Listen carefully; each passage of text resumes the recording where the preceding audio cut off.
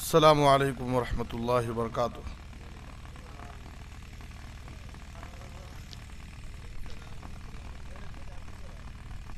ان الحمد للہ نحمده ونستعینه ونستغفره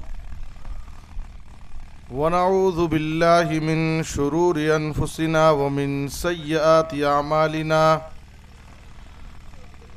من يهده الله فلا مضل له ومن يضلله فلا هادي له وأشهد أن لا إله إلا الله وحده لا شريك له وأشهد أن محمدا عبده ورسوله يا أيها الذين آمنوا اتقوا الله حق تقاته ولا تموتن إلا وأنتم مسلمون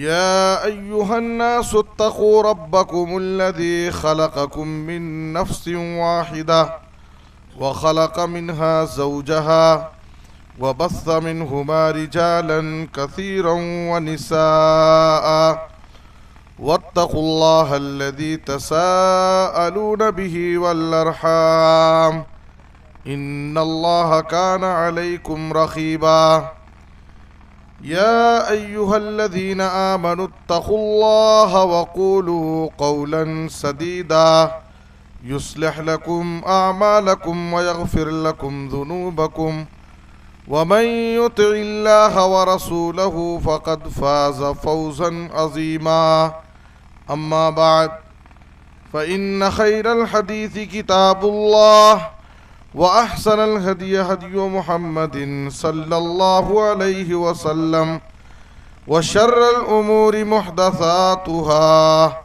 وكل محدثة بدعة وكل بدعة ضلالة وكل ضلالة في النار أعوذ بالله من الشيطان الرجيم بسم الله الرحمن الرحيم ولا تقربوا الزنا إنه كان فاحشة وساء سبيلا۔ لائق صد احترام صدر اجلاس، معزز علماء کرام، عمائدین جماعت، بزرگوں، دینی ملی بھائیوں، نوجوانوں، خواتین اسلام، عزیز بچوں، آج کے اس ماہانہ اجلاس میں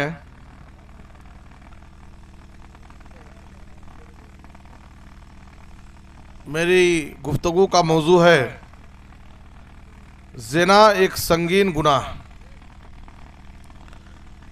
جیسا کہ مجھے یہ اطلاع دی گئی کہ اصلاح معاشرہ کے عنوان سے سلسلہ وار اجتماعات منعقد ہو رہے ہیں، اور آج کے اس اجتماع میں اصلاح معاشرہ ہی کی ایک کڑی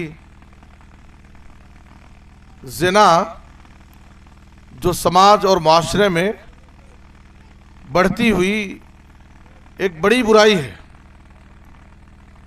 تو اس لیے اس موضوع سے متعلق کچھ دیر گفتگو کرنے کا مجھے مکلف کیا گیا۔ زناکاری، بدکاری، نوجوانوں میں، لڑکوں اور لڑکیوں میں ناجائز تعلقات، اسلام میں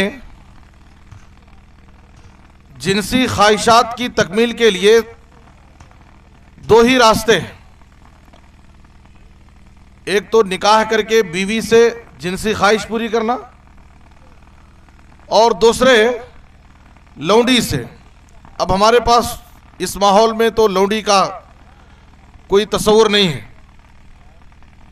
تو نکاح کے ذریعے بیوی سے جنسی خواہش پوری کرنا، یہی ایک حلال طریقہ ہمارے پاس ہے۔ اس کے علاوہ خواہش پوری کرنے کے لیے جو بھی طریقے ہیں وہ اسلام میں ناجائز اور حرام ہے۔ زنا یہ ایک انتہائی سنگین گناہ ہے، گھناؤنا عمل ہے، قبیح ترین فعل ہے، اور گناہ کبیرہ بڑے گناہ میں اس کا شمار ہوتا ہے۔ قرآن مجید میں اللہ تعالیٰ نے عباد الرحمن، جو رحمان کے خاص بندے ہیں، جن کا ذکر اللہ نے سورہ فرقان میں کیا ہے،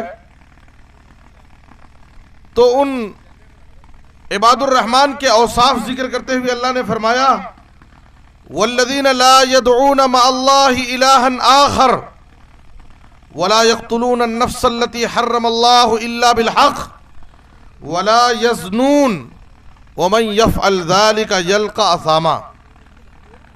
رحمان کے خاص بندے وہ ہیں جو اللہ کے ساتھ کسی دوسرے معبود کو نہیں پکارتے، ناحق کسی معصوم کی جان نہیں لیتے، کسی کو قتل نہیں کرتے، ولا یزنون، اور زنا نہیں کرتے، ناجائز تعلقات نہیں بناتے ہیں،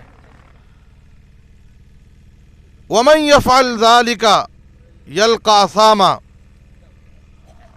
اور جو شخص ایسے گناہوں کا ارتکاب کرے گا تو سمجھیے کہ وہ بڑے گناہ کا ارتکاب کر رہا ہے، اور آخرت میں بہت ہی رسوا کن بدترین عذاب میں اس کو رکھا جائے گا۔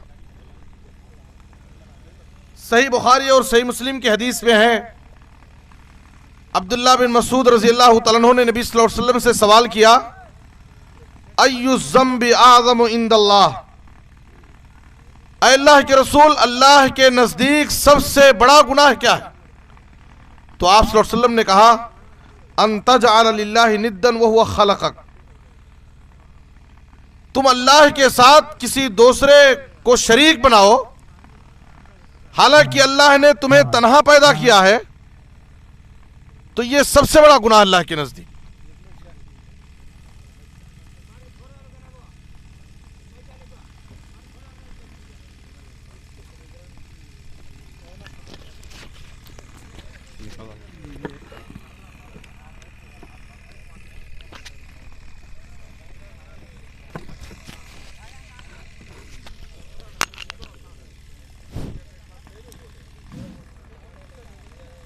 کہا کہ شرک تو سب سے بڑا گناہ ہے ہی، ثم ایو، اس کے بعد پھر بڑا گناہ کیا ہے؟ تو کہا ان تقتل ولدک خشیۃ ان یطعم معک، تم اپنے بچے کو اس ڈر سے قتل کر دو، اس کو جینے مت دو کہ تمہیں اس کو کھلانا پڑے گا، اس کو کھلانے پلانے کے ڈر سے، اس کے روزی رزق کے خوف سے، اس کے معاش کی فکر لے کر کے تم اپنے بچے کو قتل کر دو، اس کو دنیا میں جینے کا موقع مت دو، یہ بھی ایک بہت بڑا گناہ ہے۔ پھر کہا کہ اس کے بعد بڑا گناہ کیا ہے؟ تو کہا ان تزانی حلیلۃ جارک، تم اپنے پڑوس کی بیوی سے زنا کرو۔ آپ قرآن مجید کی اس آیت اور نبی صلی اللہ علیہ وسلم کی اس حدیث میں غور فرمائے کہ شرک اور قتل ناحق کے بعد، شرک اور قتل ناحق کے بعد سب سے بڑا گناہ زناکاری اور بدکاری ہے۔ اور اگر کوئی شخص اپنے پڑوس، اپنے گلی محلے کی کسی عورت سے، کسی لڑکی سے زنا کرتا ہے تو اس کی سنگینی اور خطرناکی اور بڑھ جاتی ہے۔ ہمارے گلی کی بچی ہے، ہمارے پاس پڑوس کی عورت ہے، اس کے ساتھ اگر کوئی شخص بدکاری کرتا ہے، اس سے ناجائز تعلق قائم کرتا ہے تو اس کی سنگینی اور بڑھ جاتی ہے، یہ اور بڑا گناہ ہے۔ آپ صلی اللہ علیہ وسلم نے فرمایا لَأَن يَزْنِيَ الرَّجُلُ بِعَشْرِ نِسْوَةٍ ایسر علیہ من ان یزنی بامرأۃ جاری، ایک آدمی کسی عام عورت سے 10 عورتوں سے زنا کرے، 10 عورتوں سے زنا اتنا بڑا گناہ نہیں ہے جتنا بڑا گناہ کسی پڑوس کی عورت سے زنا کرنا۔ پڑوس کی عورت، ہمارے گلی محلے میں رہنے والی عورت، پاس پڑوس میں رہنے والی عورت، ایسی عورت سے زنا کرنا، پڑوس کی عورت سے اپنا منہ کالا کرنا، اس کے ساتھ ناجائز تعلق بنانا، یہ اور سنگین جرم ہے۔ 10 عورت سے زنا سے بڑا گناہ ہے۔ آج آپ دیکھیے نوجوان لڑکے اور لڑکیاں گلی محلے میں، پاس پڑوس میں ناجائز تعلقات قائم کرتے ہیں، اور یہ برائی سماج اور معاشرے میں بڑی تیزی کے ساتھ بڑھ رہی ہے۔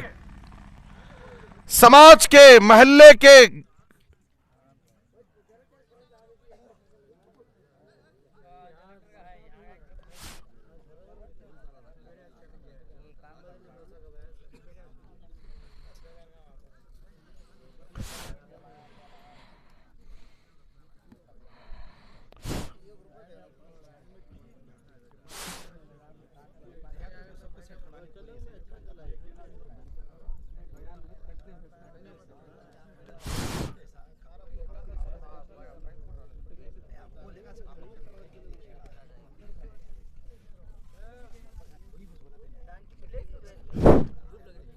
نہیں ہندو کیا کرتے؟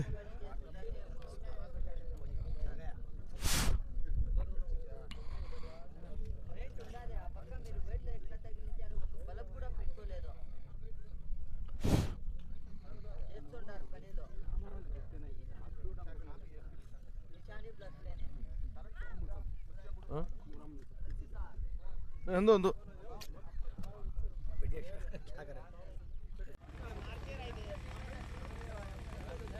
کتاب و سنت میں اسی لیے شرمگاہوں کی عزت و آبرو کی حفاظت کی تعلیم دی گئی۔ قرآن مجید میں اللہ تعالیٰ نے جہاں پر جنتیوں کے صفات ذکر کیے ہیں، اپنے کامیاب بندوں کا تذکرہ کیا ہے، اور ان کے بہت سارے صفات ذکر کیے ہیں، اس میں ایک صفت یہ بھی ہے والذین ہم لفروجہم حافظون۔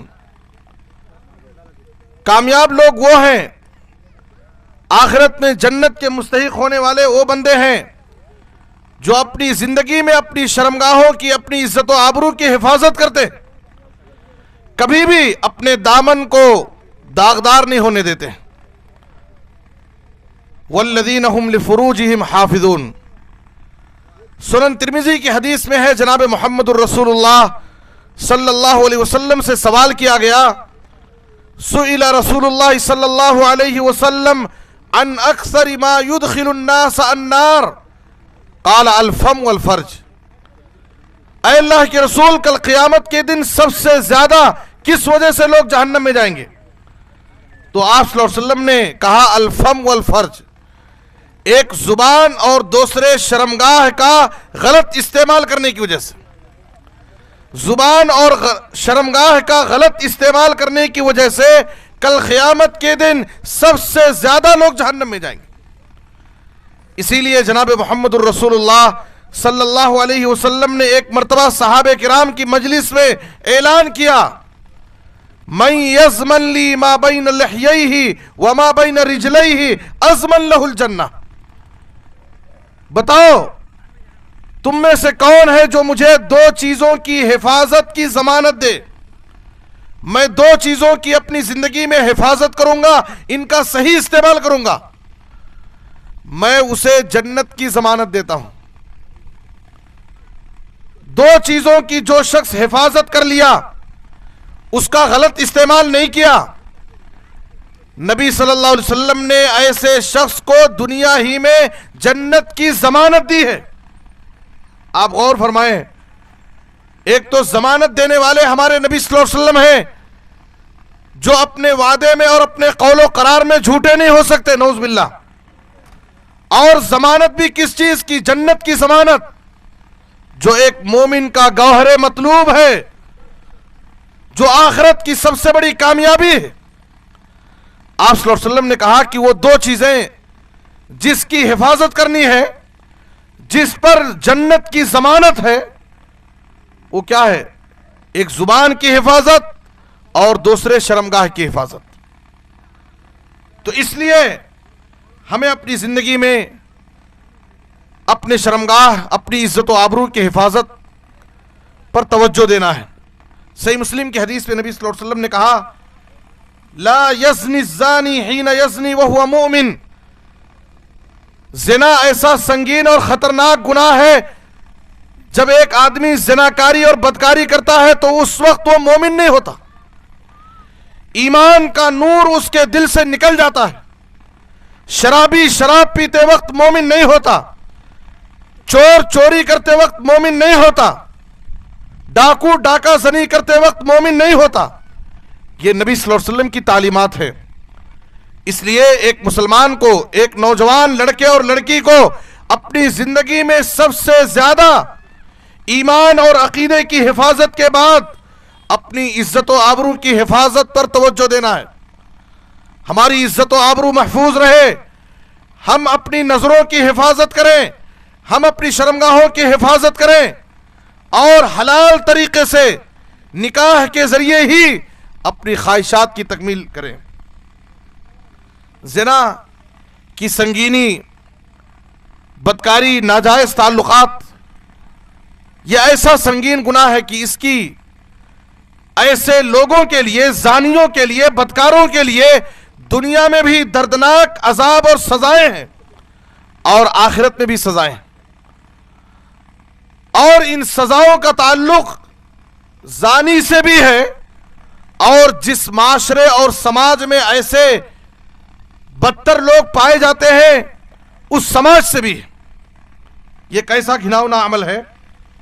آپ صلی اللہ علیہ وسلم نے فرمایا اذا ظہر الزنا والربا فی قریۃ فقد احلوا بانفسہم عذاب اللہ۔ اگر کسی قریہ میں، کسی بستی میں دو قسم کے گناہ عام ہو جائیں،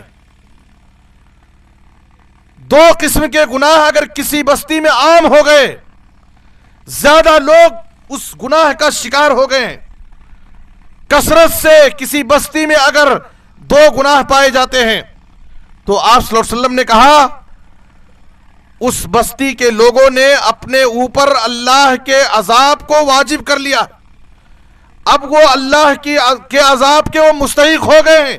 اللہ کا عذاب ان پر کب آئے گا، کس شکل میں آئے گا، وہ اللہ بہتر جانتا ہے۔ لیکن اگر کسی بستی میں دو گناہ عام ہو جائیں، پھیل جائیں، تو گویا اس بستی والوں نے اپنے اوپر اللہ کے عذاب کو واجب کر لیا۔ وہ دو گناہ کیا ہے؟ ایک سود خوری، سودی کاروبار، سودی لین دین، اور دوسرے زناکاری، بدکاری، ناجائز تعلقات۔ آج آپ دیکھیے خریوں سے لے کر کے شہروں تک یہ دونوں گناہ بڑی تیزی کے ساتھ بڑھ رہے ہیں۔ سود خوری بھی بہت عام ہوتی جا رہی ہے، اکثر لوگ سودی لعنت کے شکار ہیں، سود لیتے اور دیتے ہیں، سود کھاتے اور کھلاتے ہیں۔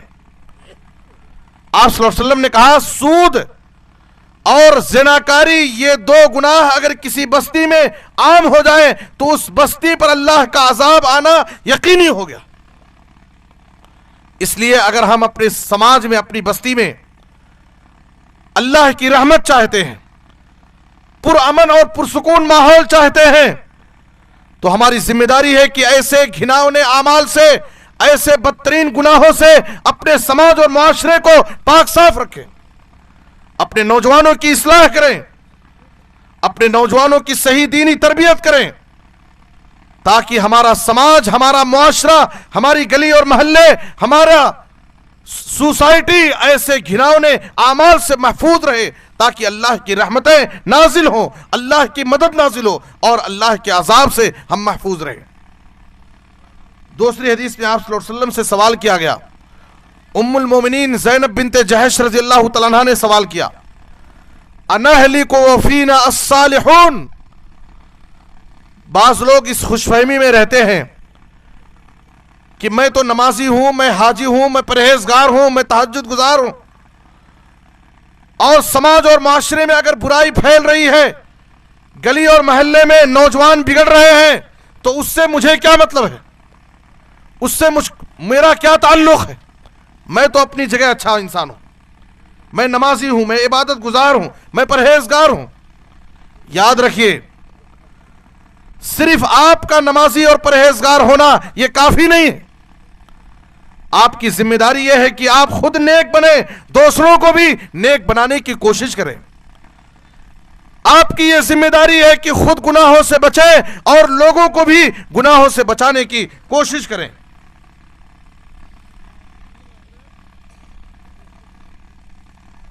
ہم سب کی یہ ذمہ داری ہے، ورنہ اللہ کا جب عذاب آئے گا تو اس عذاب کے شکار اچھے اور برے سارے لوگ ہوں گے۔ آپ سے سوال کیا گیا انہلک وفینا الصالحون، کیا ہمارے درمیان صالحین موجود ہیں، نیک لوگ موجود ہیں؟ ان کے رہتے ہوئے اللہ کا عذاب آ سکتا ہے؟ کیا ہم ہلاک ہو سکتے ہیں؟ نبی صلی اللہ علیہ وسلم نے کہا نعم اذا کثر الخبث، ہاں جب بدکاری عام ہو جائے گی، بے حیائی بہت تیزی کے ساتھ پھیلنے لگے گی، برائیاں بہت زیادہ عام ہو جائیں گی، تو اچھے اور نیک متقی لوگوں کی موجودگی میں بھی اللہ کا عذاب آ سکتا ہے۔ اور جب عذاب آئے گا تو اچھے اور برے سارے لوگ اس عذاب کا شکار ہوں گے۔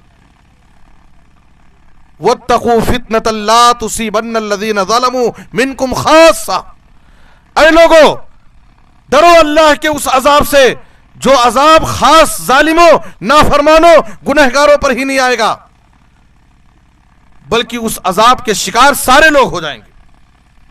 اور ایک حدیث کے اندر آپ صلی اللہ علیہ وسلم نے کہا جب کسی سماج اور معاشرے میں برائی پھیلتی ہے، بے حیائی بڑھتی ہے، نوجوان لڑکوں لڑکیوں میں، خواتین میں جب بدکاری عام ہو جاتی ہے، یاد رکھیں اللہ کی طرف سے ایسی ایسی بیماریاں آتی ہیں جن بیماریوں کے ہم نے نام بھی نہیں سنے ہوں۔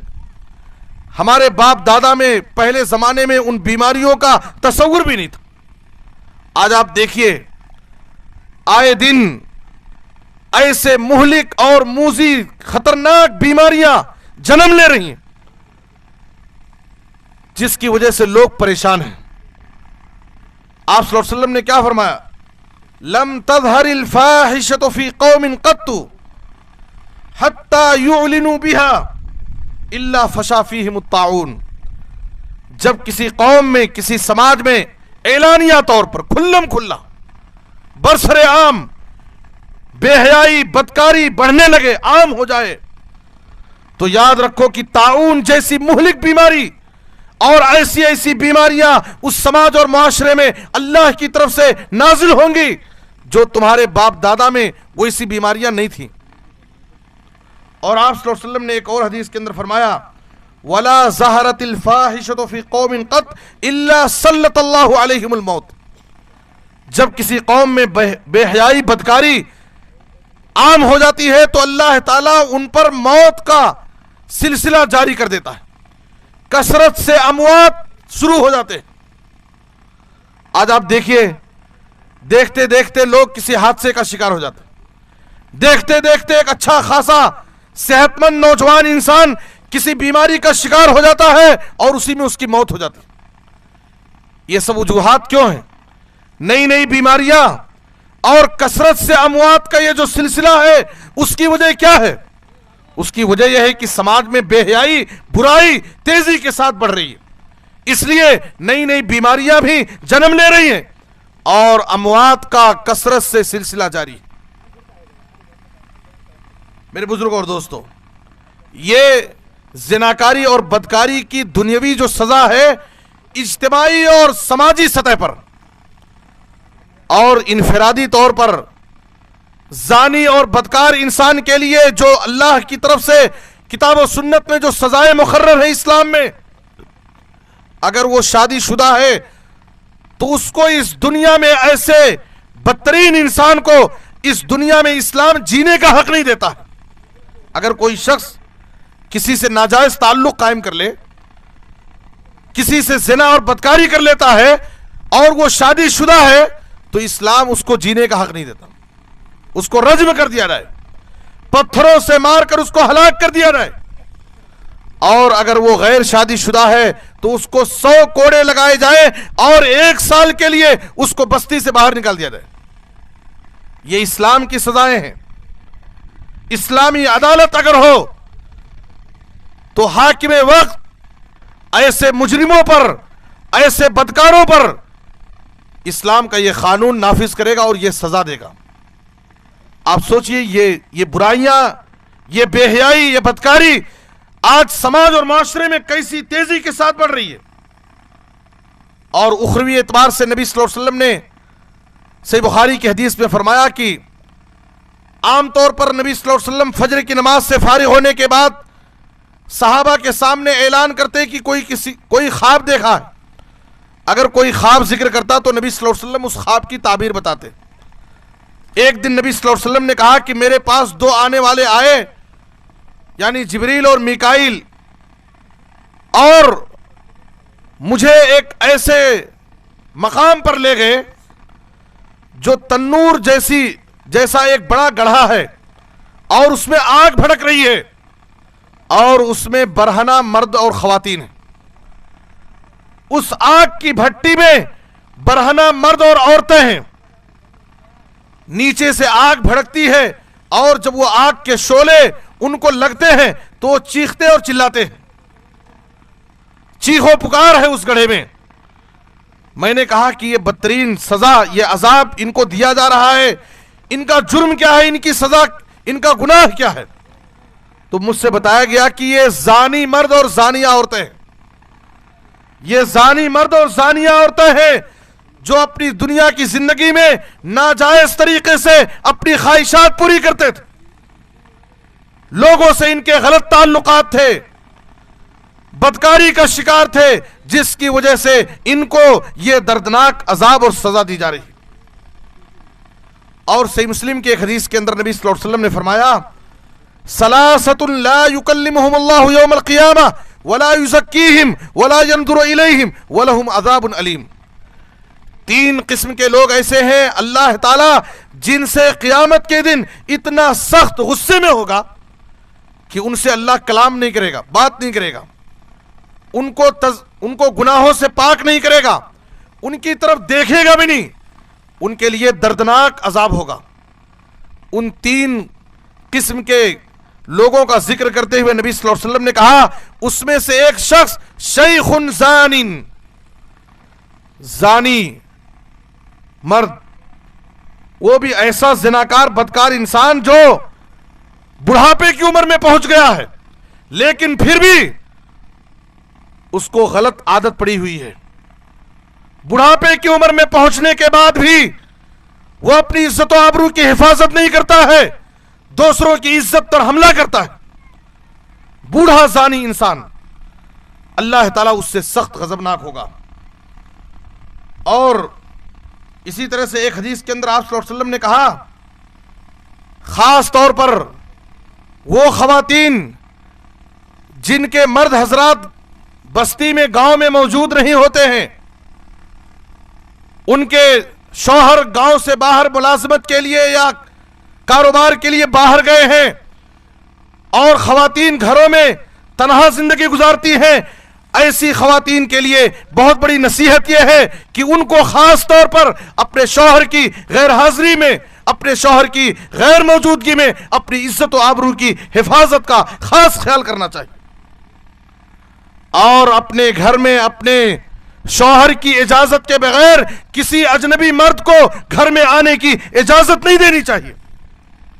خواتین کی یہ ذمہ داری ہے جن کے شوہر مرد حضرات گھر سے باہر ہیں، ملازمت کے لیے گئے ہوئے ہیں، کاروبار کے لیے گئے، کمانے کے لیے باہر ہیں.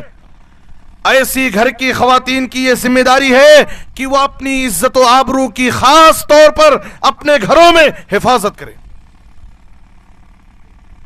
اپنے شوہر کے مال کی حفاظت کریں، ان کا غلط تصرف نہ کریں، بے دریغ خرچ نہ کریں، اسراف اور فضول خرچی سے بچیں اور خاص طور پر شوہر کی غیر حاضری میں اپنی عزت و آبرو کی حفاظت کریں، اپنی عزت کو داغدار نہ ہونے دیں. نبی صلی اللہ علیہ وسلم نے کہا، طبرانی کی حدیث ہے، مثل الذی یجلس علی فراش المغیبہ وہ شخص جس عورت کا شوہر اس سے غیر حاضر ہے، اس کے مرد کی، اس کے شوہر کی غیر حاضری میں اس کے گھر میں جا کر اس کے بستر پر بیٹھتا ہے، تو نبی صلی اللہ علیہ وسلم نے کہا اس کی مثال اس شخص کی طرح ہے کل قیامت کے دن جہنم کا اژدہا زہریلا سانپ اس کو جہنم میں ڈستا رہے گا اور اس کو یہ سزا مسلسل دی جائے گی۔ محترم حضرات، خواتین اسلام، ہمیں ایک بات پہ غور کرنا ہے۔ قرآن مجید میں اللہ تعالیٰ نے کہا وَلَا تَقْرَبُوا الزِّنَا إِنَّهُ كَانَ فَاحِشَةً وَسَاءَ سَبِيلًا، کہا کہ زنا مت کرو، بدکاری مت کرو، یہ نہیں کہا، بلکہ کہا کہ زنا کے قریب مت جاؤ، بدکاری کے قریب بھی مت جاؤ۔ ان تمام اسباب و ذرائع سے، ان تمام راستوں سے اپنے آپ کو دور رکھو جس سے تمہاری عزت داغدار ہو سکتی ہے، تم اس فتنے میں مبتلا ہو سکتے ہیں، اس گناہ کا شکار ہو سکتے ہیں۔ ان تمام راستوں سے اپنے آپ کو دور رکھو۔ قرآن میں اللہ نے کیا کہا؟ وَلَا تَقْرَبُوا الزِّنَا، زنا کے قریب بھی مت جاؤ۔ کیوں؟ اس لیے کہ اِنَّهُ كَانَ فَاحِشًا، یہ بڑا گھناؤنا عمل ہے، بڑا بدترین گناہ ہے۔ دنیا میں بھی انسان لوگوں میں وہ بے عزت ہو جاتا ہے، لوگ سماج اور معاشرے میں اس کو عزت کی نظر سے نہیں دیکھتے، اس کو ایک گھٹیا انسان سمجھتے ہیں، اور اللہ کی نظر میں بھی وہ مبغوض ہوتا ہے، اللہ کی نظر میں بھی اس کا کوئی مقام نہیں ہوتا۔ اور یہ ایسا گھناؤنا عمل ہے جو برے راستے پر انسان کو لے جاتا ہے۔ جب انسان اس گھناؤنے عمل کا ارتکاب کرتا ہے تو اور بھی وہ بہت سارے گناہوں کا ارتکاب کر بیٹھتا ہے۔ اسی لیے ہماری شریعت نے جہاں زنا کو، بدکاری کو حرام قرار دیا، وہی زنا تک لے جانے والے جو اسباب و عوامل ہیں ان کو بھی حرام قرار دیا۔ جیسے عزت و آبرو کی حفاظت کے لیے، بدکاری اور زنا کے فتنے سے اپنے آپ کو محفوظ رکھنے کے لیے اسلام نے ہمیں یہ تعلیم دی کہ سب سے پہلے ہم اپنی نظروں کی حفاظت کریں، اپنی نظر کی حفاظت کریں، بد نگاہی اور بد نظری کے فتنے سے محفوظ رہیں۔ آج سوشل میڈیا کے دور سے ہمارا آپ گزر رہے ہیں، موبائل فون اور انٹرنیٹ کی بہترین سہولت ہے، ہر شخص کے ہاتھ میں انٹرنیٹ کی سہولت موجود ہے۔ ایسے وقت میں بد نظری اور نظر کے فتنے سے اپنے آپ کو محفوظ رکھنا بڑا مشکل کام ہے۔ جب ایک انسان گھر سے باہر نکلتا ہے، بازار میں، راستوں پر، بے پردہ عورتیں بے پردگی کا مظاہرہ کرتے ہوئے، اپنی زیب و زینت کا اظہار کرتے ہوئے ہمیں گناہوں کی طرف مائل کرتی ہے۔ ایسے وقت میں ہمیں اپنی نظروں کی حفاظت کرنا بے حد ضروری ہے۔ جو شخص اپنی نظر کو آزاد چھوڑ دیتا ہے اور ہر گزرنے والی لڑکی پر اپنی نظر خواہش کی نظر ڈالتا ہے، شہوت کی نظر ڈالتا ہے، غلط تصویروں پر اپنی نظر ڈالتا ہے اور ان سے محظوظ ہوتا ہے، تو یاد رکھیے ایسا شخص بدکاری سے اور زنا سے اپنے آپ کو محفوظ نہیں رہ سکتا۔ قرآن مجید میں اللہ تعالیٰ نے مومن مردوں سے اور مومنہ خواتین سے، دونوں سے عزت و آبرو کی حفاظت کے لیے نظر کی حفاظت کی تعلیم دی۔ کہا قل للمؤمنین یغضوا من ابصارہم ویحفظوا فروجہم ذالک ازکی لہم۔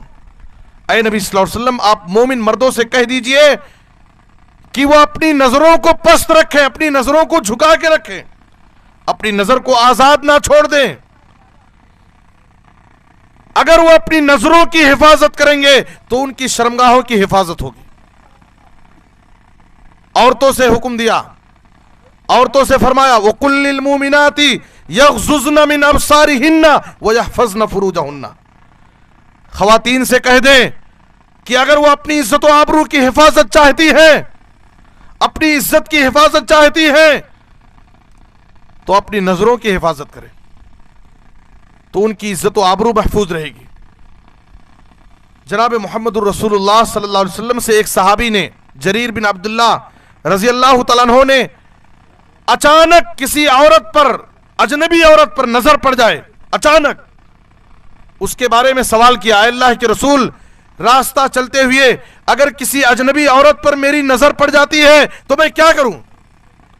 تو آپ صلی اللہ علیہ وسلم نے کیا فرمایا؟ فَأَمَرَنِي أَنْ أَصْرِفَ بَصَرِي، آپ صلی اللہ علیہ وسلم نے مجھے حکم دیا کہ فوراً اپنی نظر پھیر لو۔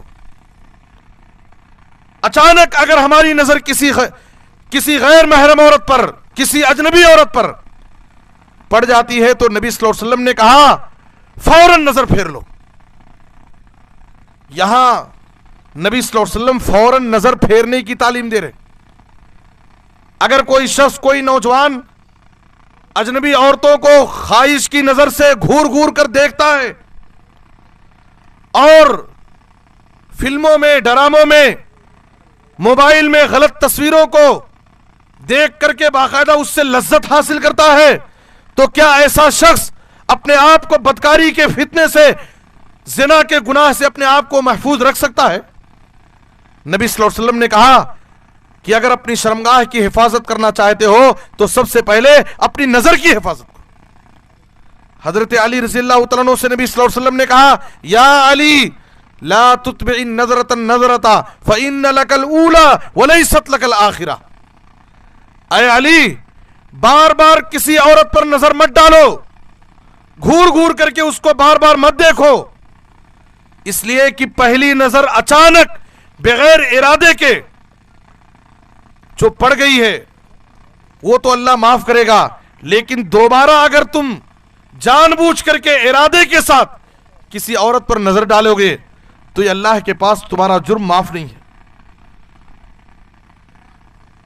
اسی طریقے سے آپ صلی اللہ علیہ وسلم نے کہا، ہم یہ سمجھتے ہیں کہ زناکاری زناکاری ہے، آپ صلی اللہ علیہ وسلم نے کہا العینان تزنیان والیدان تزنیان والرجلان تزنیان، آنکھیں زنا کرتی ہیں۔ آنکھوں کا زنا کیا ہے؟ کسی اجنبی عورت کو، کسی لڑکی کو شہوت کی نظر سے دیکھنا۔ ہاتھ زنا کرتے ہیں، پیر زنا کرتے ہیں، دل والقلب یزنی، دل بھی زنا کرتا ہے۔ غلط خواہشات دل میں پالنا، حرام خواہشات کو دل میں جگہ دینا، یہ دل کا زنا ہے۔ کان زنا کرتے ہیں، اپنے کانوں سے غلط چیزوں کو، حرام چیزوں کو لذت کے ساتھ کانوں سے سننا، فلمی گانے سننا، یہ کانوں کا زنا ہے۔ ان تمام چیزوں سے ہمیں اپنے آپ کو بچانا ہے، تب جا کر کے ہم دنیا میں بھی سکون کی زندگی پا سکتے ہیں اور آخرت میں اللہ کے پاس کامیاب ہو سکتے ہیں۔ اور بے حیائی اور زناکاری، بدکاری کے فتنے سے بچانے کے لیے ایک ضروری چیز کیا ہے؟ پردے کا اہتمام۔ خواتین کو پردے کا اہتمام کرنا چاہیے۔ قرآن مجید میں اللہ تعالیٰ نے جہاں پردے کی تعلیم دی ہے، یدنین علیہن من جلابیبہن ذالک ادنی ان یعرفن فلا یؤذین، اگر کوئی عورت، کوئی لڑکی پردے کا اہتمام کرتی ہے تو اس کے پردے سے، اس کے حجاب سے اس کی شرافت کو جان لیا جاتا ہے کہ ایک شریف حیا والی عورت ہے، اور کوئی بھی نوجوان اس شریف حیا والی لڑکی کو چھیڑنے کی ہمت نہیں کرے گا وہ۔ لیکن اگر کوئی عورت، کوئی لڑکی اپنی زینت کا اظہار کرتی ہے، بے پردہ ہو کر کے گھر سے باہر نکلتی ہے، تو نبی صلی اللہ علیہ وسلم نے کہا المرأة اذا خرجت استشرفها الشیطان، شیطان نظر اٹھا اٹھا کر کے، گھور گھور کر کے اس کو دیکھتا ہے، اور شیطان نما جو نوجوان ہوتے ہیں وہ بھی ایسی عورتوں کو چھیڑ چھاڑ کرتے ہیں۔ تو خواتین اپنی عزت و آبرو کی حفاظت کے لیے، بے حیائی سے اپنے آپ کو بچانے کے لیے، اپنی عزت کی حفاظت کے لیے، ان کے لیے ضروری ہے کہ وہ پردے کا اہتمام کریں اور زیب و زینت کے اظہار کے ساتھ اپنے گھروں سے باہر نہ نکلیں۔ اسی لیے خواتین کو یہ تعلیم دی گئی وَقَرْنَ فِي بُيُوتِكُنَّ وَلَا تَبَرَّجْنَ تَبَرُّجَ الْجَاهِلِيَّةِ الْأُولَى، تم اپنے گھروں میں لازم پکڑو، اپنے گھروں میں قرار رہو، اپنے گھروں میں ٹھہری رہو، بغیر ضرورت کے گھر سے باہر بے پردگی کے ساتھ اپنے زیب و زینت کا اظہار کرتے ہوئے باہر مت نکلو، ورنہ تمہاری عزت و آبرو محفوظ نہیں رہے گی۔ اور اسی طریقے سے بدکاری، بے حیائی کے فتنے سے، گناہ سے اپنے آپ کو بچانے کے لیے اسلام نے ہمیں یہ تعلیم دی کہ کوئی بھی اجنبی مرد اور اجنبی عورت، ایک اجنبی لڑکا اور لڑکی تنہائی میں نہ ملے، چاہے اسکول کے نام پر، کالج کے نام پر، تعلیم کے نام پر، ٹیوشن کے نام پر، کسی بھی نام پر لڑکوں اور لڑکیوں کا اختلاط، ایک ساتھ ملنا، ایک ساتھ ملازمت کرنا، مردوں کے ساتھ ان کے شانہ بشانہ چلنا، ان کے ساتھ کاروبار کرنا، آفسوں میں رہنا، یاد رکھیے یہ اپنے آپ کو گناہ کی دعوت دینا ہے۔ ایسی خواتین اور ایسی لڑکیوں کی عزت و آبرو محفوظ رہنا ایک مشکل چیز ہے۔ مردوں کے ساتھ تنہائی میں نہ ملیں۔ آپ صلی اللہ علیہ وسلم نے کہا لا یخلون رجل بامرأۃ، کوئی بھی مرد، اجنبی مرد کسی اجنبی عورت کے ساتھ تنہائی میں نہ ملے۔ فإن الشیطان ثالثہما، اس لیے کہ جب دو اجنبی مرد و عورت تنہائی میں ملتے ہیں تو وہاں تیسرا شیطان ہوتا ہے جو ان کے دل میں غلط وسوسے اور خیالات ڈالتا ہے۔ اور کہا وَلَا تُسَافِرَنَّ امْرَأَةٌ إِلَّا مَعَهَا مَحْرَمٌ، کوئی بھی عورت بغیر محرم کے سفر نہ کرے، مطلق سفر، کوئی بھی سفر کسی عورت کے لیے بغیر محرم کے جائز نہیں ہے۔ ایک آدمی نبی صلی اللہ علیہ وسلم کی خدمت میں، ایک صحابی حاضر ہوئے، کہا اللہ کے رسول میرا نام فلاں غزوے میں، فلاں جنگ میں جانے کے لیے میرا نام لکھا گیا ہے اور میری بیوی حج کے لیے جا رہی ہے، میں کیا کروں؟ میری بیوی حج کے لیے جا رہی ہے اور میرا نام فلاں جنگ میں شریک ہونے کے لیے لکھا گیا ہے۔ آپ صلی اللہ علیہ وسلم نے اس مرد کو اجازت نہیں دی۔ آج آپ دیکھیے لوگ 40 دن 4 مہینے چلے کے نام پر نکل جاتے ہیں۔ گھر کی خواتین، گھر کی لڑکیوں کی عزت و آبرو کی حفاظت کرنا یہ ماں باپ کی ذمہ داری، اولین ذمہ داری۔ نبی صلی اللہ علیہ وسلم نے اس صحابی سے یہ نہیں کہا کہ تمہارا نام جنگ میں لکھا گیا ہے تم جنگ میں جاؤ۔ آپ صلی اللہ علیہ وسلم نے کہا، صحیح بخاری کی حدیث ہے، اذهب فحج مع امراتک، تمہیں جنگ میں جانے کی ضرورت نہیں ہے، تمہاری بیوی حج کے لیے جا رہی ہے، تم اپنی بیوی کے ساتھ حج کے لیے جاؤ محرم بن کر کے، اپنی بیوی کے ساتھ جاؤ۔ اسی طریقے سے شادیوں میں، نوجوان لڑکوں اور لڑکیوں کی شادیوں میں تاخیر، یہ بھی بدکاری اور بے حیائی کے اسباب میں سے ایک سبب ہے۔ سماج اور معاشرے میں جو ناجائز تعلقات بڑھ رہے ہیں، زناکاری اور بدکاری کا گناہ بڑھ رہا ہے، اس کا ایک بڑا سبب کیا ہے؟ نوجوان لڑکوں اور لڑکیوں کی شادی میں بلا وجہ تاخیر۔ نوجوان لڑکوں اور لڑکیوں کی شادیوں میں تاخیر یہ ایک بڑا اہم سبب ہے زنا کے فتنے میں مبتلا ہونے کا، اس لیے کہ نکاح یہ ایک اہم ذریعہ ہے ہماری عزت و آبرو کی حفاظت کا۔ یا معاشر الشباب من استطاع منکم الباءۃ فلیتزوج فإنہ اغض للبصر واحسن للفرج ومن لم یستطع فعلیہ بالصوم فإنہ لہ وجاء۔ کہا کہ اے نوجوانوں کی جماعت، جو لوگ شادی کرنے کی طاقت رکھتے ہیں ان کو چاہیے کہ وہ شادی وقت پر کر لیں، اس لیے کہ نکاح ان کی نظروں کو جھکا دے گا اور ان کی عزت و آبرو کی حفاظت ہوگی۔ طاقت رکھنے کے باوجود اگر کوئی شخص شادی نہیں کر سکتا ہے تو اس کو چاہیے کہ وہ اپنی نظروں کی حفاظت کے لیے، اپنی عزت و آبرو کی حفاظت کے لیے وہ کثرت سے نفل روزے رکھے، اس لیے کہ روزہ اس کی شہوانی حرکتوں کو کنٹرول میں رکھے گی۔ آج زنا آسان ہوتا جا رہا ہے، نکاح مشکل ہو جا رہا ہے۔ آج سماج اور معاشرے میں حال کیا ہے؟ زنا آسان ہے اور نکاح مشکل ہو گیا ہے۔ شادی کے رسم و رواج، اسراف اور فضول خرچی، جہیز کی لعنت نے آج نکاح کو مشکل بنا دیا اور زنا کے راستے کو آسان کر دیا ہے، جبکہ اسلام میں نکاح کا بڑا آسان تصور ہے، بڑا آسان تصور ہے۔ نبی صلی اللہ علیہ وسلم نے ایک شخص کے پاس، جس کے پاس مہر دینے کے لیے کچھ بھی نہیں تھا، ایک لوہے کی معمولی انگوٹھی بھی نہیں تھی، تو آپ صلی اللہ علیہ وسلم نے ایک خاتون سے اس کا نکاح تعلیم قرآن کے عوض کیا اور کہا اذهب فقد زوجتکها بما معك من القرآن فعلمها، جاؤ تم اپنی بیوی کو قرآن کی جو صورتیں تمہیں یاد ہیں، اپنی بیوی کو وہ صورتیں سکھا دو، قرآن کی اس تعلیم کے عوض میں تمہاری شادی کر رہا ہوں۔ یہ اسلام میں نکاح کا آسان تصور ہے۔ اس لیے ضرورت اس بات کی ہے کہ نوجوان آگے بڑھیں اور نکاح کو سنت کے مطابق سادگی کے ساتھ آسانی سے کریں، تاکہ نوجوان لڑکیاں جو بن بیاہی اپنے غریب ماں باپ کے گھروں میں اپنی ارمانوں اور اپنی خواہشات کو چھپائے ہوئے بیٹھی ہوئی ہیں، اور بہت ساری مسلم بہن بیٹیاں غیروں کے ساتھ چلی جا رہی ہیں، ناجائز تعلقات بنا رہی ہیں، اس کے بہت بڑے ذمہ دار ہم بھی ہیں۔ جہیز کی لعنت سے ہم اپنے آپ کو بچائیں اور سنت کے مطابق سادگی کے ساتھ آگے بڑھ کر کے ایسی غریب بہن بیٹیوں سے نکاح کر کے ان کی عزت و آبرو کی حفاظت کرنے کا ہم ذریعہ اور سبب بنے۔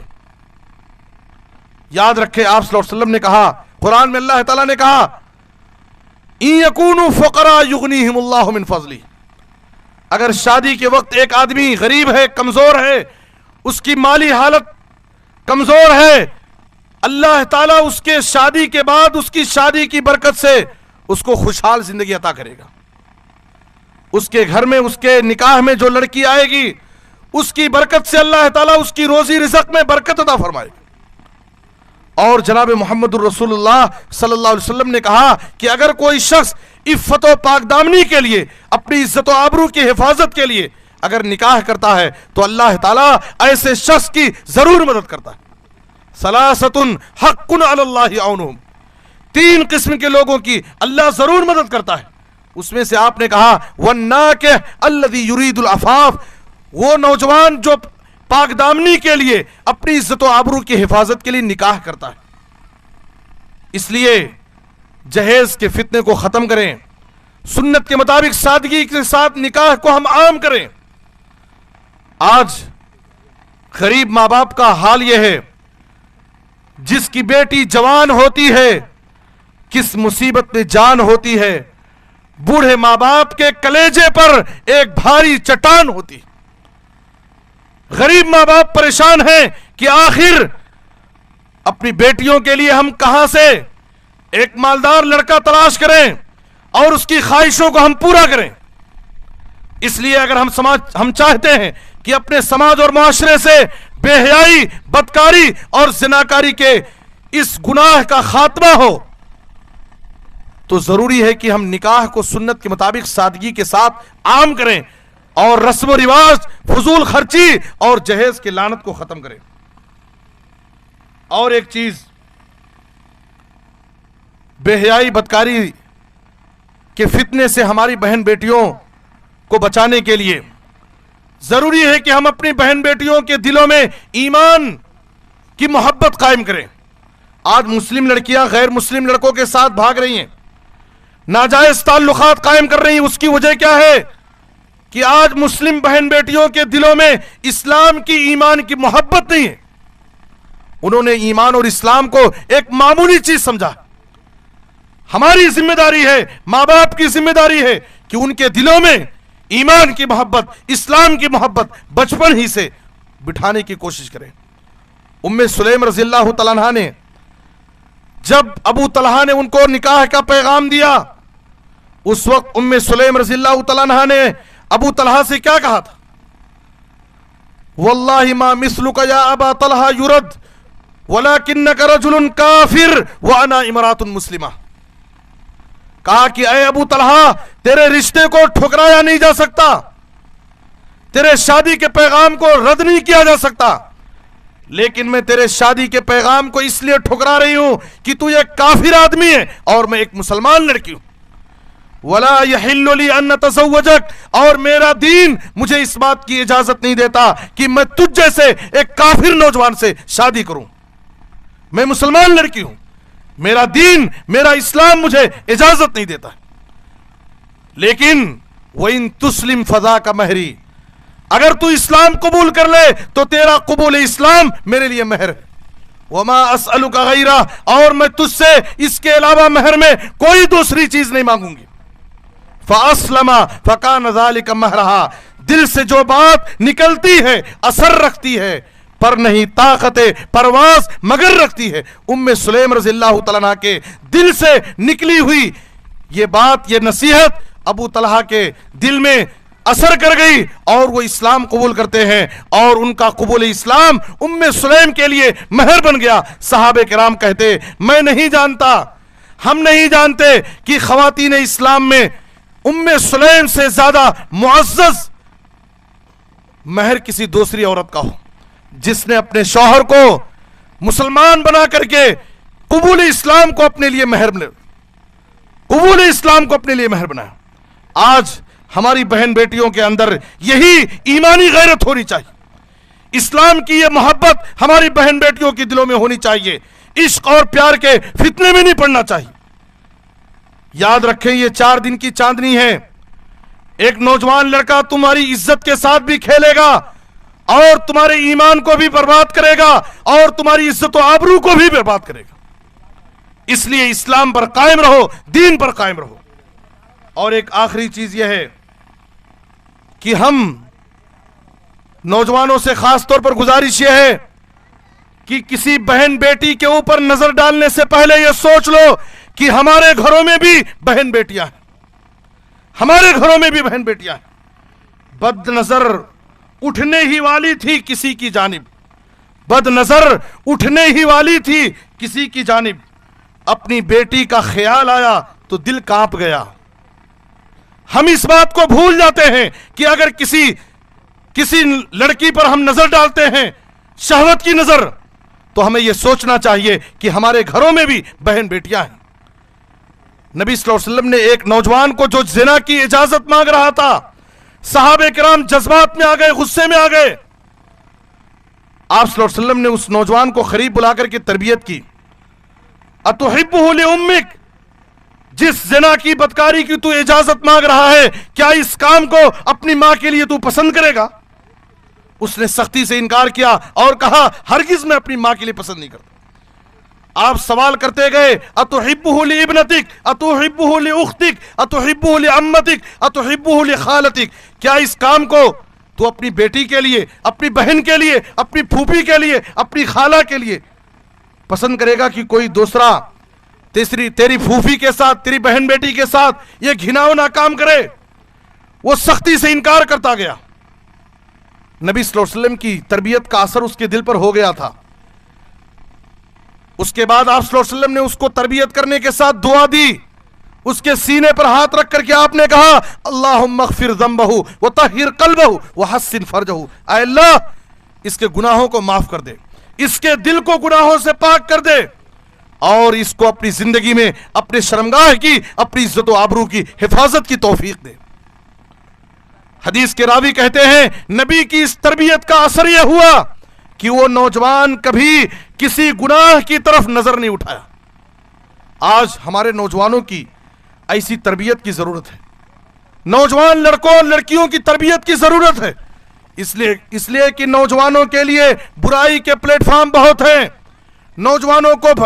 نوجوانوں کو گمراہ ہونے کے لیے، نوجوانوں کے بگڑنے کے بہت سارے چانسز ہیں، بہت سارے برائی کے راستے ہیں. ایسے حالات میں ہماری یہ ذمہ داری ہے کہ نوجوان لڑکوں اور لڑکیوں کی وقتاً فوقتاً ہم دینی تربیت کریں، ان کے دلوں میں ایمان بٹھائیں، اسلامی تعلیمات ان کو بتائیں، اور سب سے بڑی چیز اللہ کا خوف ان کے دلوں میں پیدا کریں. اللہ سے دعا ہے کہ اللہ تعالی ہمیں اپنی زندگی میں ہر حال میں اپنی عزت و آبرو کی حفاظت کرنے کی توفیق عطا فرما.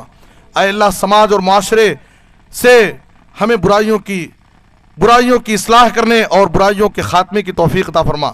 اے اللہ ہم میں سے ہر شخص کو کتاب و سنت پر عمل کرنے کی توفیق دے، اور ہر قسم کے حادثات سے، بلاؤں سے، آفتوں سے محفوظ رکھے، خاتمہ بالخیر فرمائے، آمین تقبل یا رب العالمین۔ وصلی اللہ علی نبینا محمد و آلہ وصحبہ اجمعین۔ والسلام علیکم ورحمۃ اللہ وبرکاتہ۔